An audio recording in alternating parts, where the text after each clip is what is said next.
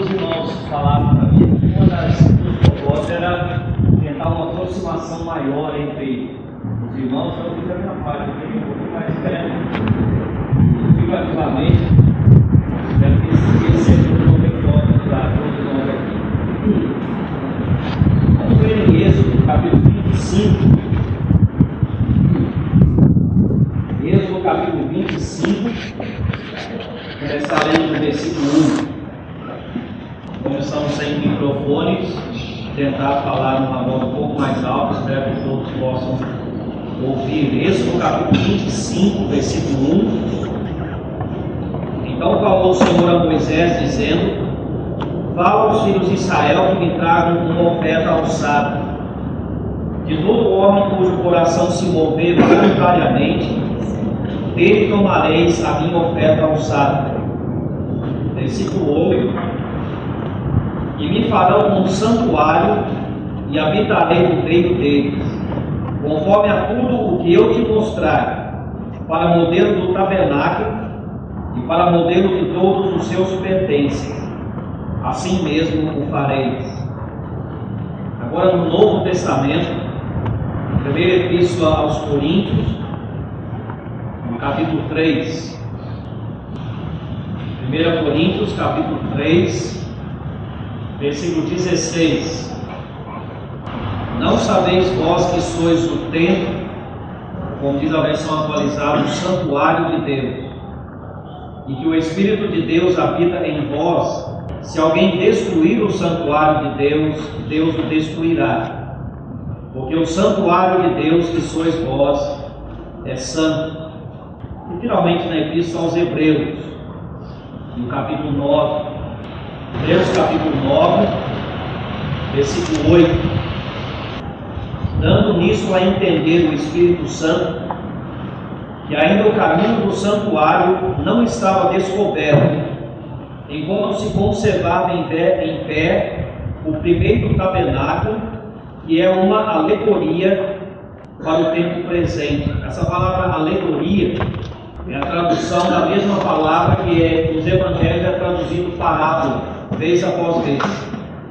Então, literalmente, o escritor aos Hebreus diz, inspirado por Deus, que o primeiro tabernáculo e as coisas relacionadas a ele é uma parábola para o tempo presente, em que se oferecem dons e sacrifícios que, quanto à consciência, não podem aperfeiçoar aquele que faz o serviço, consistindo somente em comidas e bebidas e várias abluções e justificações da carne, impostas até ao tempo da correção. Mas vindo Cristo, o sumo sacerdote dos bens futuros, por um maior e mais perfeito tabernáculo. Repare essa expressão: Cristo veio por intermédio de um maior e mais perfeito tabernáculo, não feito por mãos, isto é, não desta criação. Versículo 21. E semelhantemente aspergiu com sangue o tabernáculo e todos os vasos do ministério. E quase todas as coisas, segundo a lei, se purificam com sangue, e sem derramamento de sangue não há remissão. De sorte que era bem necessário que as figuras das coisas que estão no céu, repare que o tabernáculo e os móveis dele, no versículo 21, são aqui descritos como figuras das coisas que estão no céu. Então era necessário que as figuras das coisas que estão no céu assim se purificassem, mas as próprias coisas celestiais, com sacrifícios melhores do que estes. Porque Cristo não entrou no santuário feito por mão, figura do verdadeiro, porém no mesmo céu, para agora comparecer por nós perante a face de Deus. Repare nesse versículo 24, que o santuário feito por mãos, o tabernáculo, era só figura do verdadeiro.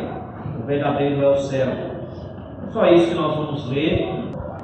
E como deu para perceber pela leitura, a intenção nesses dias que nós vamos estar juntos é tentar olhar para o tabernáculo, mas principalmente tentando extrair dele figuras características das igrejas locais, procurando ver o tabernáculo como ilustração das igrejas locais. E eu tenho dois alvos principais quando eu tratando desse assunto. Se Deus nos ajudar nisso, eu queria enfatizar bastante, queria tentar transmitir um pouco da preciosidade, da grandeza, da profundidade do ensino da Bíblia. A Bíblia é muito criticada hoje em dia pelo mundo, e vocês jovens nas escolas certamente estão ouvindo constantemente que a Bíblia é um livro ultrapassado, escrito por homens e corrigido por homens no decorrer do século, e que não tem nada a ver com a realidade que nós vivemos hoje. Agora, quem diz isso nunca leu a Bíblia, ou pelo menos nunca leu com atenção, porque quanto mais você lê e estuda a palavra de Deus, mais você vai ficar impressionado com a perfeição desse livro, não só a perfeição das palavras que ela apresenta, não só o ensino perfeito, mas a estrutura desse livro, como uma parte combina e complementa outras partes. Lendo sobre o tabernáculo, estamos lendo sobre algo que foi escrito em torno de 1500 anos antes de existir uma igreja local aqui na terra. Mas quando vemos que aquela estrutura tão antiga, descrita por Moisés tantos séculos atrás, quando vemos que ela representa e ilustra com tanta perfeição de detalhes as igrejas que Deus estabeleceu hoje, nós estamos diante de uma coisa que não podemos explicar. Moisés não sabia o que era uma igreja local. Não vamos imaginar que quando as primeiras igrejas foram estabelecidas, alguém pensou: olha, vamos olhar para o tabernáculo e vamos fazer igual ao tabernáculo. Nenhuma dessas coisas faz sentido. Quando vemos que o tabernáculo ilustra as igrejas locais, vemos alguma coisa que não podemos entender. Vemos Deus agindo na palavra dele, uma de muitas, de inúmeras ilustrações da origem divina e perfeita da Bíblia. E além de enfatizar a sublimidade da palavra de Deus, eu queria enfatizar bastante a singularidade da igreja local, o caráter único dessa instituição, desse conceito. Eu falo da igreja local, não querendo dizer a igreja aqui em Gama, ou a igreja em Pirassununga, ou qualquer outra igreja aqui representada, mas referindo-me a essa forma de reunir. Deus estabeleceu, Deus inventou, entre aspas, esse tipo de congregação, esse tipo de agregar cristãos. Não uma coisa nacional como Israel, não uma organização internacional, mas a igreja local, uma localidade. Algumas cidades maiores têm igrejas em vários bairros, uma igreja num bairro, uma localidade, outra em outro bairro, assim por diante. Às vezes a localidade é a cidade, mas isso não importa. O que importa é que esse tipo de reunião, 2 ou 3 ou 20 ou 30 ou mais cristãos que na localidade onde vivem reúnem-se regularmente para servir a Deus. Esse tipo de ajuntamento, isso que a Bíblia chama igreja, no sentido local da palavra. A igreja local é algo único nesses dias em que nós vivemos. A igreja em Gama, a igreja que se reúne no salão onde estávamos ontem à noite, no seu endereço, mas naquele lugar, aquela igreja que ali se reúne, não tem nada semelhante em Gama. No mundo religioso, político, social, não há nada que se iguale àquilo. E não há nada tão precioso para Deus quanto aquela igreja local. E assim em cada localidade que você for, aonde Deus estabeleceu uma igreja, naquele lugar, aquela igreja é única. Eu não digo única no sentido de que só pode ter ela. Eu digo única no sentido que ela é diferente de tudo mais que existe. E única no sentido de ser superior a tudo mais que existe. Única porque é singular, única porque é maior do que qualquer coisa que o homem poderia fazer. Então, com a ajuda de Deus, os irmãos orando para que Deus nos ajude nisso, tentando compartilharmos juntos a palavra de Deus, pensando nas igrejas locais hoje e em como elas são ilustradas para nós no tabernáculo. Eu trouxe comigo duas ilustrações, desenhos não muito grandes, do tabernáculo, que serão colocados em algum lugar depois. Eu imagino que a maioria aqui já viu uma ilustração do tabernáculo. Mas se alguém não viu ou quiser ver de novo, poderá depois olhar para esses detalhes e ver uma representação daquela estrutura que Deus mandou construir. E no decorrer dos estudos, vamos tentando ver alguns aspectos do tabernáculo e o que eles podem nos ensinar. Mas como forma de introdução agora de manhã, nesse primeiro estudo, eu queria destacar duas coisas: a importância do tabernáculo dentro da palavra de Deus, porque talvez alguém pergunte o que nos interessa estudar uma estrutura de 3.500 anos atrás, que proveito tem? Então, pensar um pouquinho na importância do tabernáculo e pensar também nas ilustrações do tabernáculo. Que autoridade nós temos para olhar para o tabernáculo e procurar fazer uma comparação com as igrejas? Quanto à importância do tabernáculo, eu não sei se você já prestou atenção nisso, muitos eu sei que já, talvez não todos. A Bíblia ocupa muito espaço para descrever para nós o tabernáculo. No livro de Êxodo, quase metade do livro está ocupado com a descrição detalhada do tabernáculo. E as coisas relacionadas ao tabernáculo ocupam mais da metade do livro. Em Êxodo nós vamos ver o modelo do tabernáculo, os seus móveis e os materiais usados na sua construção. O próximo livro, o livro de Levítico, quase que todo ele está ocupado com os ministros e o ministério do tabernáculo, mostrando-nos o que era feito e por que era feito dentro do tabernáculo. No livro seguinte, o livro de Números, nós lemos sobre a movimentação do tabernáculo, naquela viagem do deserto, saindo do Monte Sinai e 38 anos depois, chegando às margens da terra prometida. O tabernáculo viajando junto com o povo de Israel. O tabernáculo não era como o templo, ficava lá em Jerusalém e quem quisesse ia lá. O tabernáculo andava junto com o povo. No Novo Testamento, a Epístola aos Hebreus tem muito a dizer sobre o tabernáculo, principalmente manifestando para nós o ensino espiritual por trás do tabernáculo. Então, pensando nesses 4 livros, que tem uma preocupação importante com o tabernáculo, e muitas outras partes da Bíblia que falam dele, você começa a ver a importância desse assunto dentro da palavra de Deus.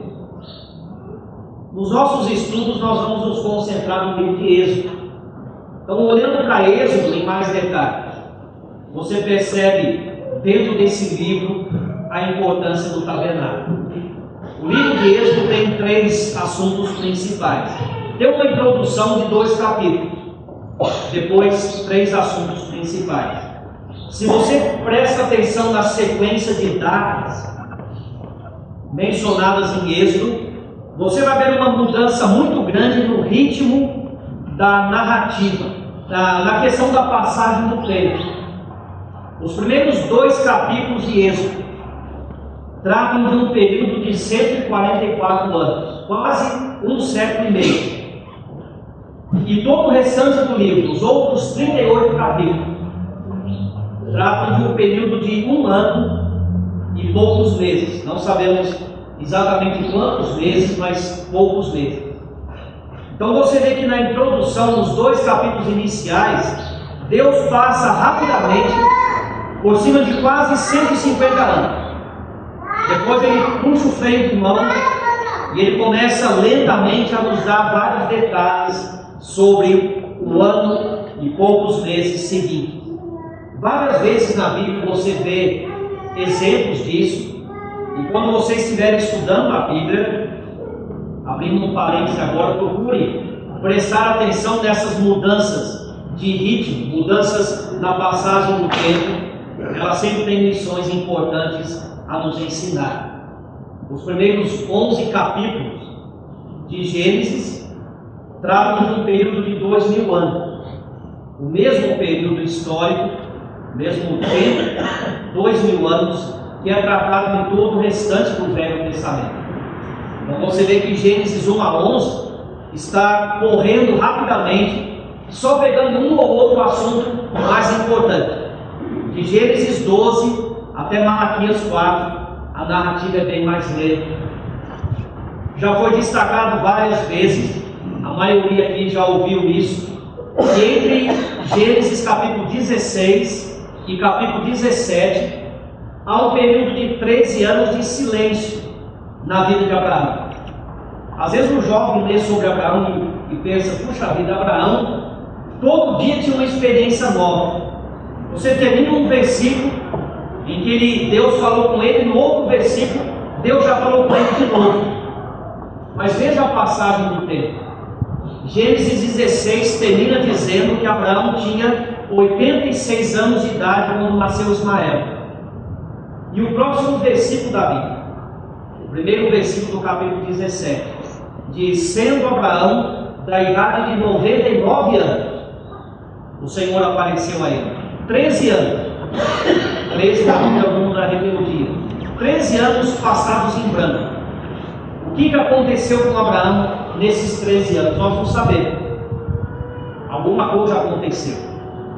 E essas e muitas outras ilustrações na Bíblia, como o livro de Números também, reforçam esse fato. Deus, na Bíblia, ora ele passa rapidamente por cima de muitos anos, às vezes muitos séculos, ora ele demora muitos capítulos, muitas páginas, em cima de um dia ou de uma semana.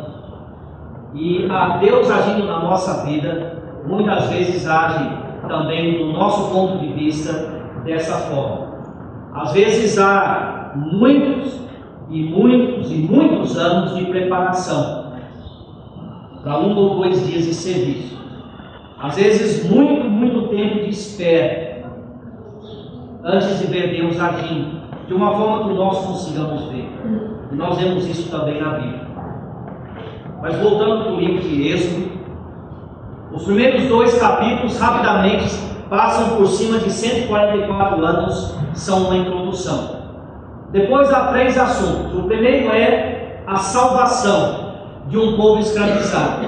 O capítulo 3 até o capítulo 12 mostra Deus preparando a salvação daquele povo. São escravos no Egito, Deus manda as pragas, Deus estabelece a Páscoa, tudo isso para tirar o povo dele da escravidão do Egito, para salvar.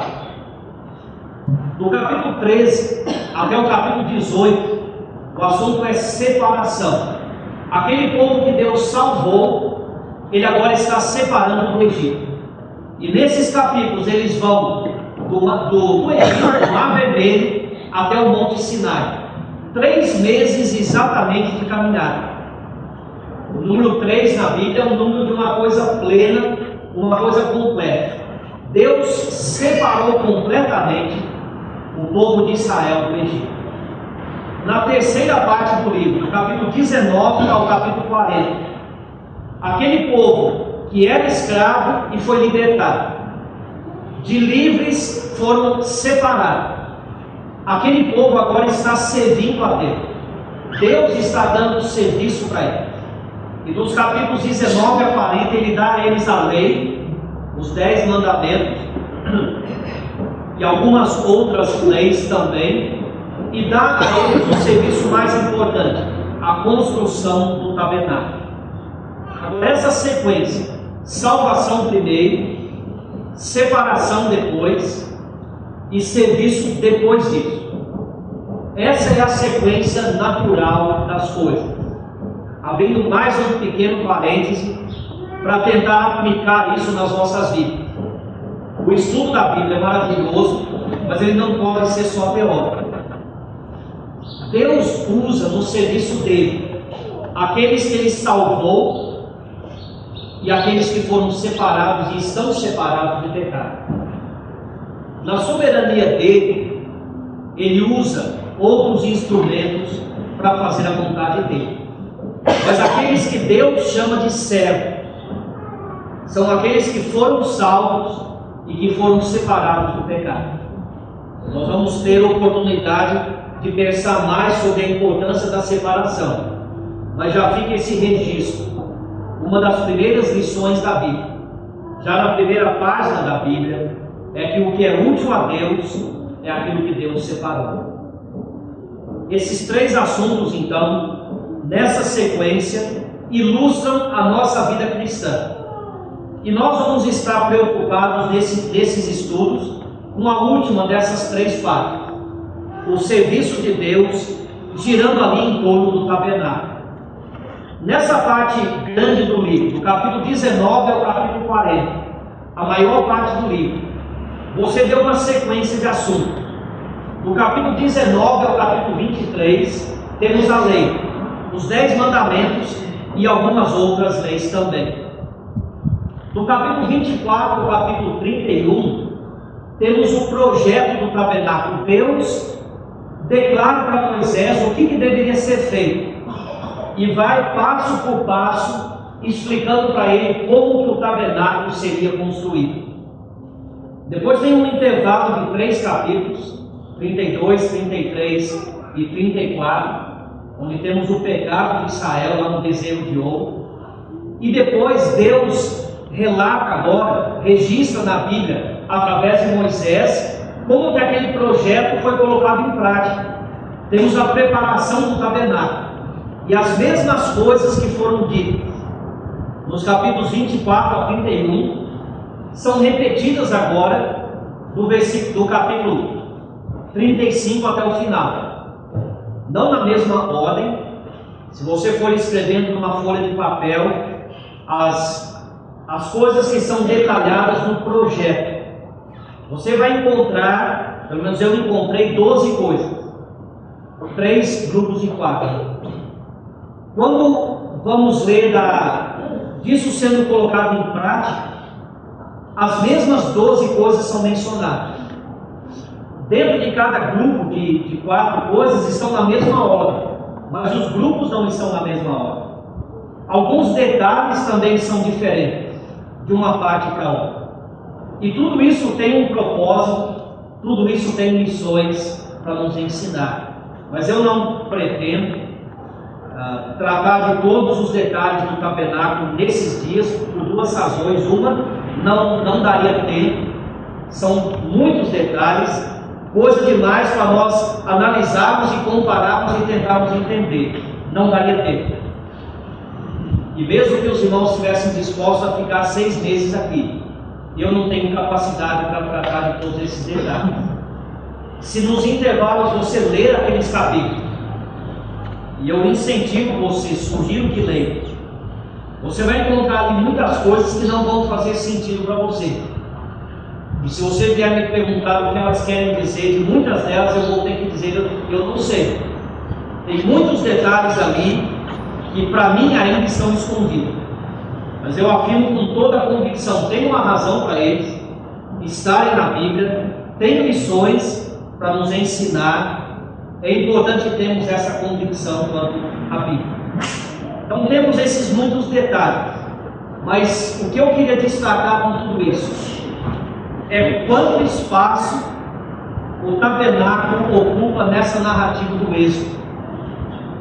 Temos o seu projeto detalhado, depois os detalhes são repetidos na preparação do tabernáculo. Tudo isso nos ilustrando que o livro do Êxodo fala de mais do que simplesmente o êxodo. O êxodo é a saída de Israel do Egito. E o livro de Êxodo, o segundo livro da Bíblia, fala dessa saída, mas não fala só dessa saída. E eu diria, não fala principalmente dessa saída. Ou pelo menos poderíamos dizer, O livro do Êxodo fala do Êxodo como um meio necessário para o tabernáculo.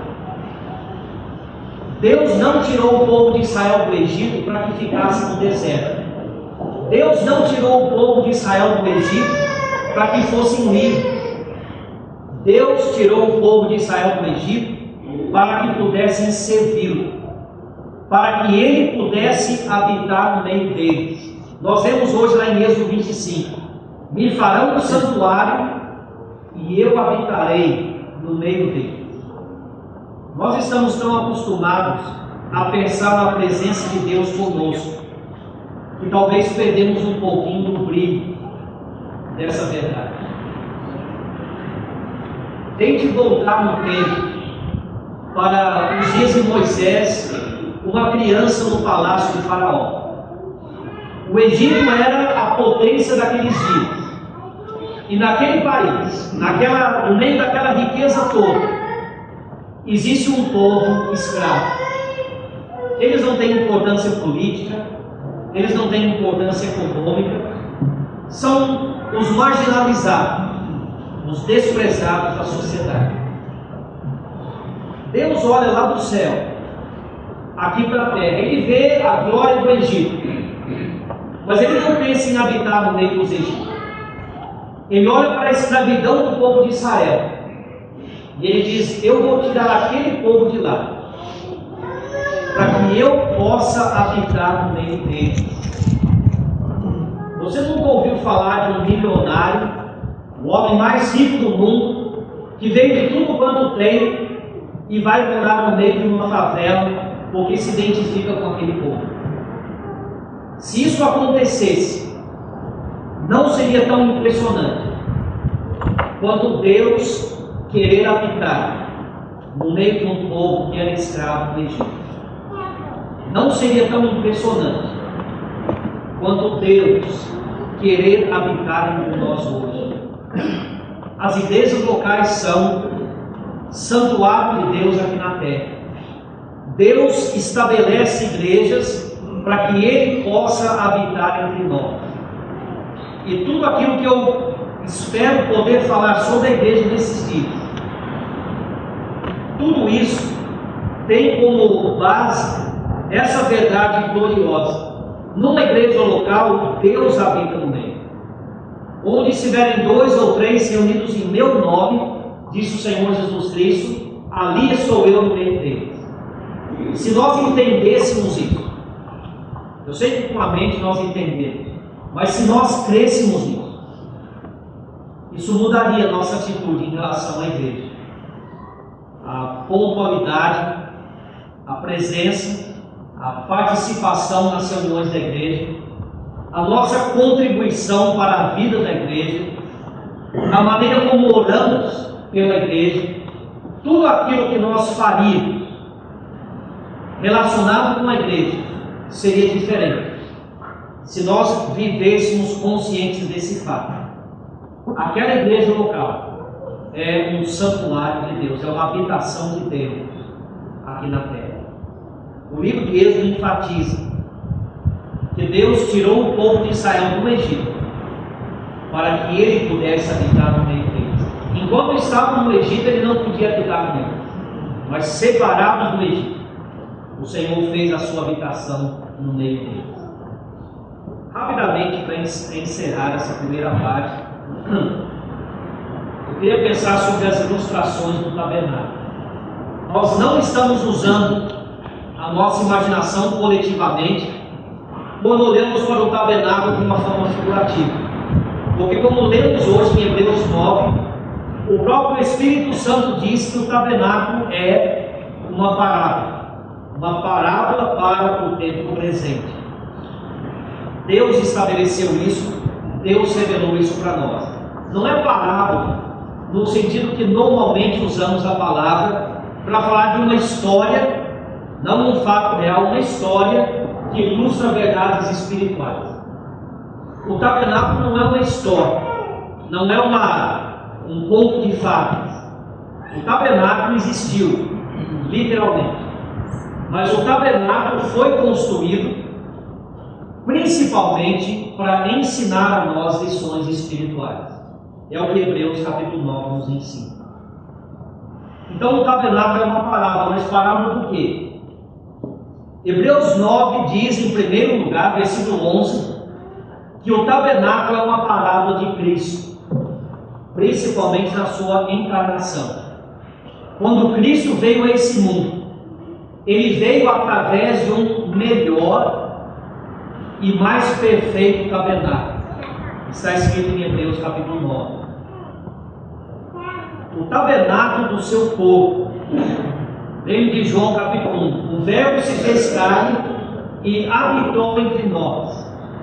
A palavra traduzida habitou lá em João capítulo 1 é a forma verbal da palavra tabernáculo, usada no restante do Novo Testamento.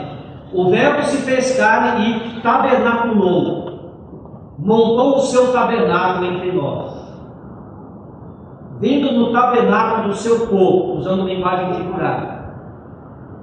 O Senhor Jesus veio por um melhor e mais perfeito tabernáculo. Aquilo que o tabernáculo era de uma forma limitada, Cristo era de uma forma perfeita. Lembre que Cristo é aquele em quem habita corporalmente toda a plenitude da divindade. Colossenses capítulo 2, versículo 9. Então, se a presença de Deus habitava no tabernáculo de uma forma muito mais plena, muito mais perfeita, a presença de Deus habitou em Cristo. Além disso, Hebreus 9 e 23 nos diz que o tabernáculo também é figura do céu. O céu é chamado ali o verdadeiro tabernáculo. Quando Moisés estava aspergindo o tabernáculo e os móveis do tabernáculo, Hebreus diz que ele estava purificando as coisas que são figura das coisas que estão no céu. Quando nós olhamos para o tabernáculo, estamos vendo uma parábola da verdadeira habitação de Deus, no céu. Então, no primeiro plano, o tabernáculo, a habitação de Deus aqui na terra, fala para nós de Cristo, aquele em quem Deus habita plenamente, e também do céu, do lugar onde Deus habita. Mas no segundo plano, o tabernáculo ilustra para nós o cristão individualmente e a igreja local, coletivamente. 1 Coríntios fala que cada uma dessas coisas é a habitação de Deus. Nós vemos hoje no capítulo 3. Se tivéssemos lido no capítulo 6, o finalzinho do capítulo diz que o nosso povo é a habitação de Deus, é templo do Espírito Santo. Então, cada cristão individualmente é uma habitação de Deus. E num sentido limitado, o corpo e a vida do cristão vão ser vistos figurativamente no tabernáculo também. E 1 Coríntios 3 diz que a igreja local é o santuário de Deus, é a habitação de Deus. Por isso eu falei da singularidade da igreja. É o único ajuntamento de cristãos. E eu queria poder sublinhar e enfatizar essa palavra único. O único ajuntamento de cristãos aqui na terra que pode biblicamente ser chamado habitação de Deus. Quando os homens fazem os seus grupos, as suas igrejas, as suas organizações religiosas, pode haver muitos salvos ali. Talvez numa determinada denominação só haja pessoas salvas, eu não sei. Mas o único ajuntamento de cristãos que com autoridade bíblica pode ser chamado de templo de Deus, santuário de Deus, é uma igreja local, 2 ou 3 reunidos ao nome do Senhor Jesus Cristo. É importante termos convicção disso. Então, entre muitas coisas que o tabernáculo ilustra, eu queria concentrar nesses dias na igreja local, para tentar trazer alguma lição prática para todos nós nesses dias. Agora, tentando afunilar um pouco mais.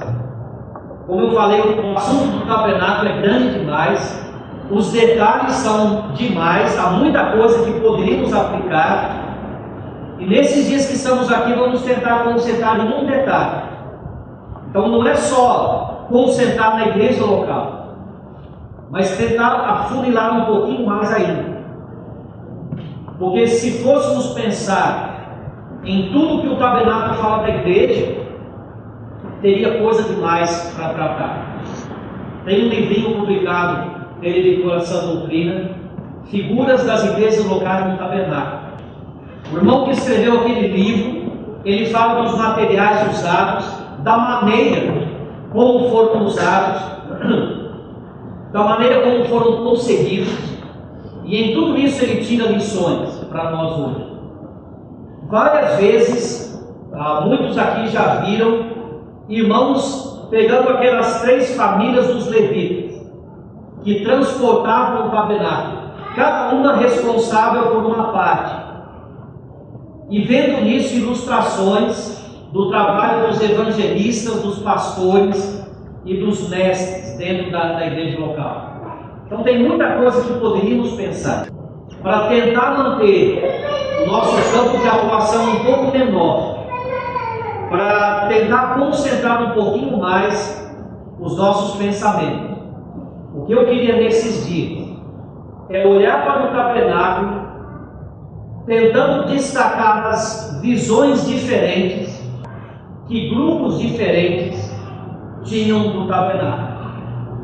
O tabernáculo tinha 3 partes principais, e algumas pessoas não tinham acesso a nada, ficavam de fora. Outros tinham acesso à primeira parte, outros à segunda parte, e um homem, uma vez por ano, tinha acesso à terceira parte. Então, cada um desses 4 grupos tinha uma visão diferente do tabernáculo. E se nós olharmos para isso e tentarmos ver o que cada um desses grupos podia ver, nós vamos ver e ilustrar o que a igreja local deve representar para diferentes grupos aqui na terra. Começando do lado de fora, para quem nunca viu uma ilustração do tabernáculo, o tabernáculo propriamente dito era uma tenda, uma estrutura de madeira coberta com pano. Mas antes disso, havia uma cerca de pano, mais ou menos 2,5 metros de altura. Ela tinha mais ou menos 50 metros, a área delimitada por essa cerca de pano tinha mais ou menos 50 metros de comprimento, por mais ou menos 25 metros de largura. Eu digo mais ou menos, não porque a Bíblia dá medidas inexatas, mas porque a Bíblia usa o pouco. E ninguém tem certeza absoluta hoje quanto medir um pouco. Aquelas medidas antigas eram baseadas na medida do corpo humano, como nós usamos o palmo hoje. Mas quantos centímetros vale um palmo? Depende do tamanho da mão. Então alguns dizem que o cômodo era 48 centímetros, outros dizem que era 52, outros dizem outros números, tudo perto de meio metro, 50 centímetros.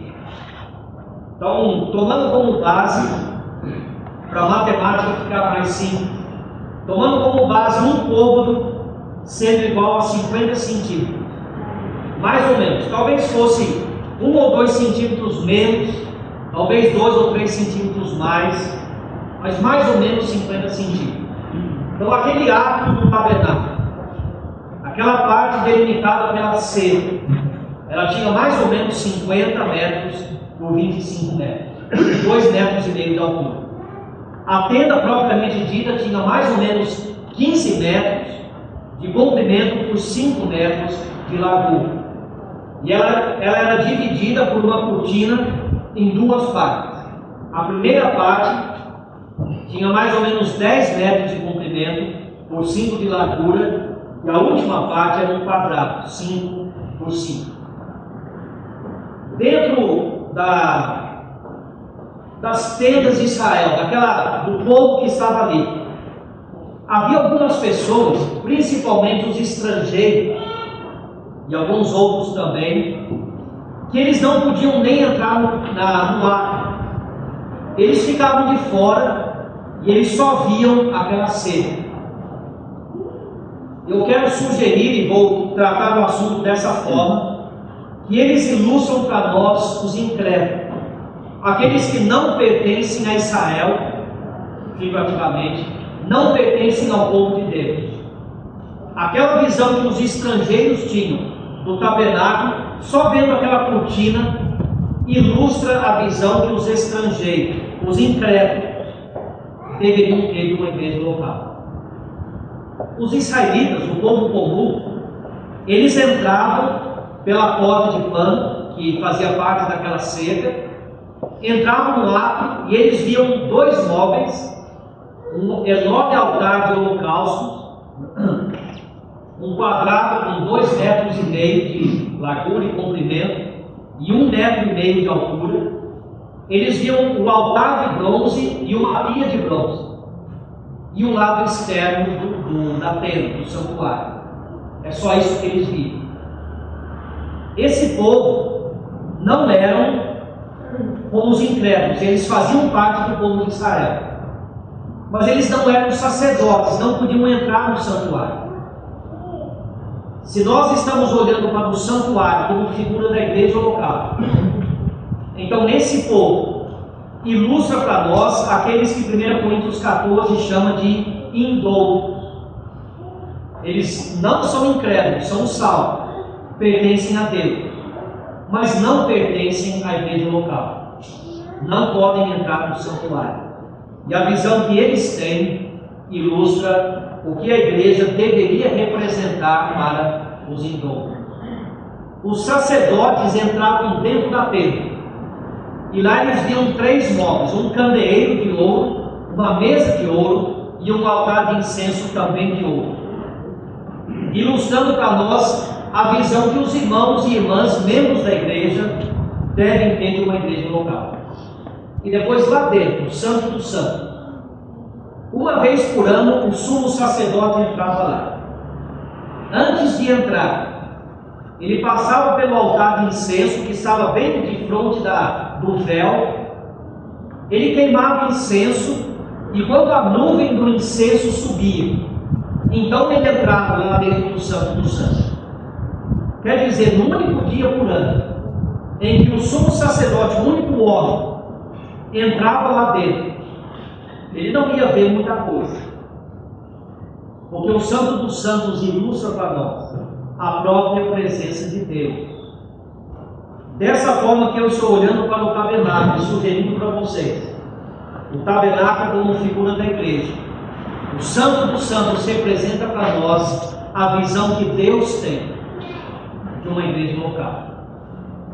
Então, para tentar condensar tudo isso que eu tenho falado, se Deus nos ajudar, nós vamos olhar para o tabernáculo, uma estrutura extremamente importante na palavra de Deus, uma estrutura figurativa, foi literal, foi construída literalmente, mas serve de parábola para nós. Vamos olhar para essa estrutura, procurando distinguir as visões diferentes que grupos diferentes tinham, e como isso ilustra para nós o que a igreja deve transmitir para grupos diferentes.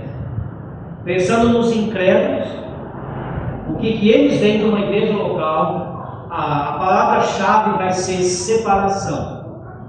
Pensando nos indoutos, a palavra-chave vai ser santidade, no sentido prático da palavra. Pensando nos irmãos, a palavra-chave vai ser serviço. E pensando lá no Santo dos Santos, o que uma igreja local representa para Deus? O que Deus vê? O que Deus quer ver quando Ele olha para uma igreja local? A palavra-chave vai ser de novo santidade, mas agora no sentido posicional. Aquilo que Deus vê em nós e quer ver sendo manifesto em nós. Então, por favor, olhe para que Deus abra o entendimento nosso e meu nesses dias, para que nós possamos ver destacar a singularidade da igreja local. Não existe nada que se compara aqui na terra. Eu digo, não é palavra poética, não é um arrobo de inspiração, convicção sincera que eu tenho. O mais perto que você pode chegar do céu aqui na terra é conviver, fazer parte de uma igreja local. Se Deus nos ajudar a ver isso nesses estudos, certamente vai ser proveitoso. Amém.